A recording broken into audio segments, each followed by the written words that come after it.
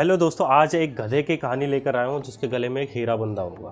आप देख रहे हैं अपना फेवरेट चैनल उल्टा पुल्टा क्विज और एपिसोड नंबर 61। तो कहानी शुरू करते हैं। एक व्यापारी था जो कपड़ों का व्यापार करता था। उसके पास गाड़ियाँ थी नहीं, तो उसने एक गधा खरीद लिया और वो गधे के पीठ पर ही कपड़ों का बंडल लाद कर अलग अलग बाज़ारों में जाके बेचता था और फिर वापस घर आ जाता था। तो एक दिन वो रास्ते से जा रहा था तो अचानक उसको जो है एक चमकीला पत्थर मिला। उसने उठा लिया और गधे के गले में रस्सी से बांध कर लटका दिया। अब गधा भी खूबसूरत लगने लगा। ठीक है, तो कुछ दिनों बाद एक जोहरी की नज़र गधे के गले में लटके हुए पत्थर पर पड़ी। उसने सोचा इस व्यापारी को तो बिल्कुल भी समझ नहीं है, मैं इसको चालाकी से इसका पत्थर खरीद लेता हूँ हीरे को। तो उसने बड़े प्यार से रोका, भाई साहब रुकिए ज़रा, ये पत्थर तो बड़ा चमकीला है, अगर आप मुझे दे दोगे तो मैं आपको 100 रुपये दूंगा। जो व्यापारी जो माना नहीं। उसने बोला मेरे बच्चे खेलेंगे, आप मुझे दे दो, मैं आपको 200 दूंगा। फिर भी नहीं माना। आप मेरे को दे दो भाई साहब, मैं जो है ना अब आपको 500 दूंगा क्योंकि मेरे बच्चों को बहुत पसंद आएगा।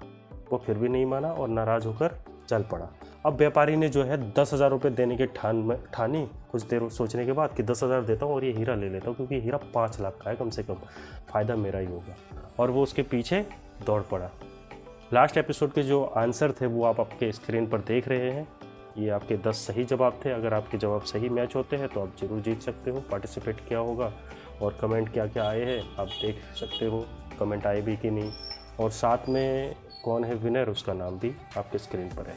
तो गधे के मालिक के पीछे पीछे जो है वो जौहरी दौड़ पड़ा और बोला, रुको भाई साहब, मैं आपको 10,000 दूंगा, अब तो फाइनल कर दो डील और मुझे ही दे दो। तो गधे का मालिक मुस्कुराया और बोला, अरे भाई साहब आपने देर कर दी, अभी अभी एक आदमी मिला मुझे और उसने 2 लाख रुपए दिए और वो पत्थर लेकर चला गया।